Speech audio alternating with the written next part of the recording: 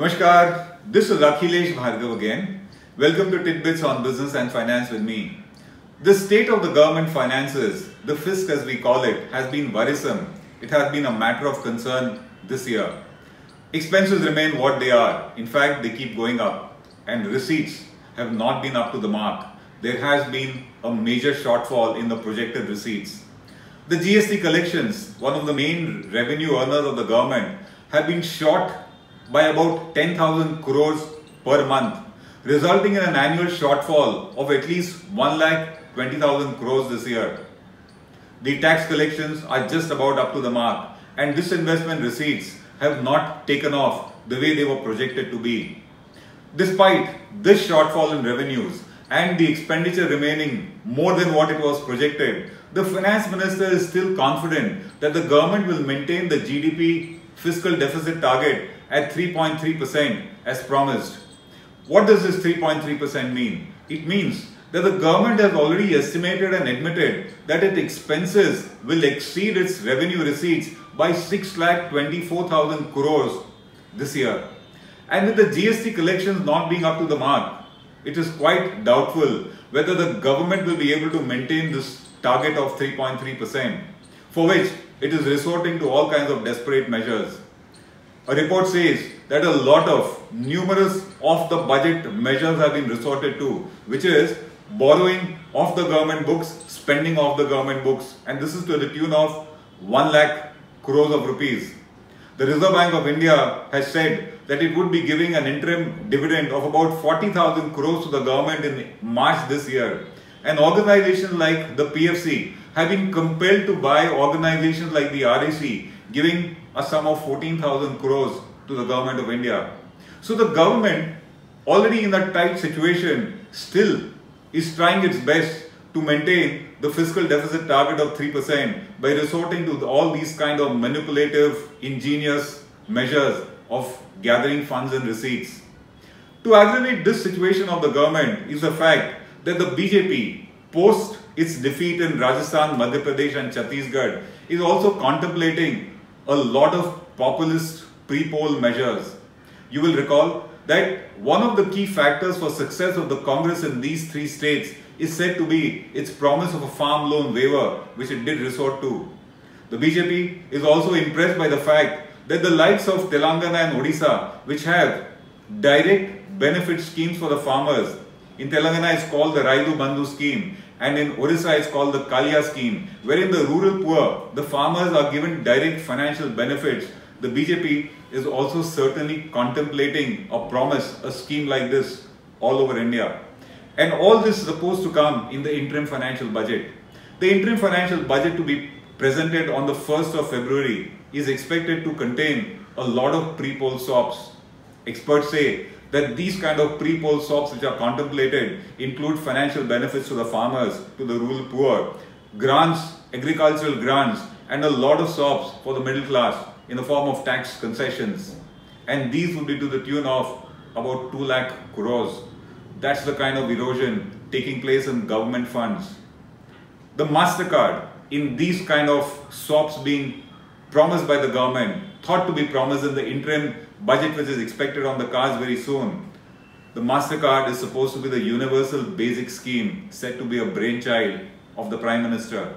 In the universal basic scheme, the UBI scheme, it is said that every poor person would be given, granted, guaranteed a minimum financial income for the purpose of his survival. The details are not known, but it is known that this kind of a scheme has been contemplated by the government as one of its grand announcements in the interim budget.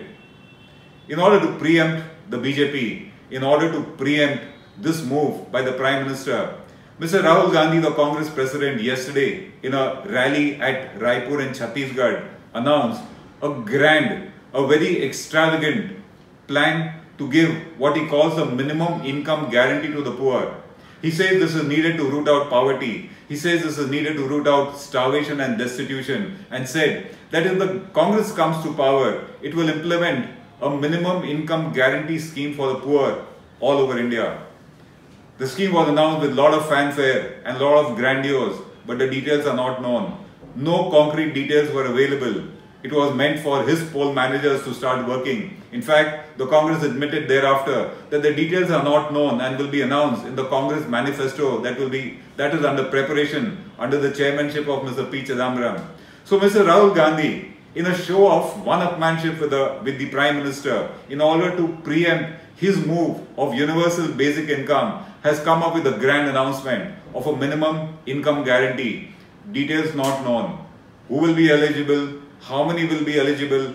What are the filters to decide the criteria? What will be the amount? Which states? How? And where will the resources come from? Is all a question mark. But a grand announcement made and lapped up by the lobby. The fact remains is, the key question is, where are the resources for such a scheme? A universal basic income scheme has been discussed very often in the past. The former CA Arvind Subramaniam had proposed it in the economic survey of 2016-17. The IMF also had proposed something like this in 2017. But none of them come out with the exact details because nobody knows what the details ought to be. What should be the amount? Who should be eligible? How will it be given? Why will it be given? And so, what is the budget needed? Looking to the kind of announcement Mr. Rahul Gandhi has made, experts estimate that this kind of an all-India minimum income guarantee scheme could cost the government of India 3% of the GDP. This is a conservative estimate, and that amounts to 5,60,000 crores. Where will the money come from? Even the Congress doesn't know. But the Congress says they will find the resources to fulfill this poll promise of Rahul Gandhi.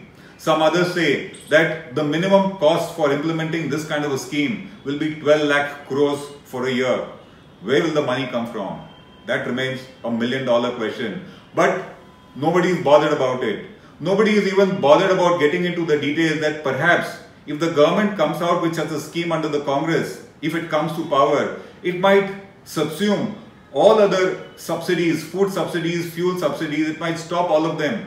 And with that money, it might give this kind of a minimum income guarantee.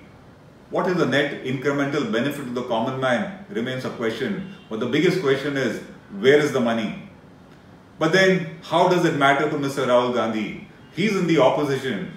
He is not running the government. All he has to do is make a big poll promise and go away from the podium and let his people see how will it be worked out. He has the privilege of making all kinds of announcements without even bearing the burden. And even if he comes to power later on, it is the future generations of India which will bear the burden for these kind of reckless populist measures.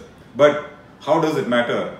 It is easy for the party in the opposition or even for the party in power to make all kinds of populist pre-poll announcements without even bothering to think that India doesn't have the resources to implement it. It doesn't mean we don't have to look out after our poor and bring them out of poverty. But these kind of reckless measures have not achieved anything anywhere. But then, Mr. Rahul Gandhi is in the opposition, and so was Mr. Modi in 2014. And just as the Congress made all kinds of promises in 2004 when it was in the opposition, and Mr. Modi made such kind of political promises, now popularly called jumlas, in the 2004 elections, so is Mr. Rahul Gandhi making in the 2019 elections. Where will the money come from really doesn't matter. Only votes matter, and the country's fiscal worries of fiscal crisis is the last thing on the mind of the netas. This is Akhilesh Bhargav signing off till we meet again. Namaskar. If you like this video, please share it, and we would love to hear your comments in the comments section down here. Also, please do like our Facebook page and follow us on Twitter to get minute-to-minute news updates. For more such shows and videos, well, subscribe to our YouTube channel.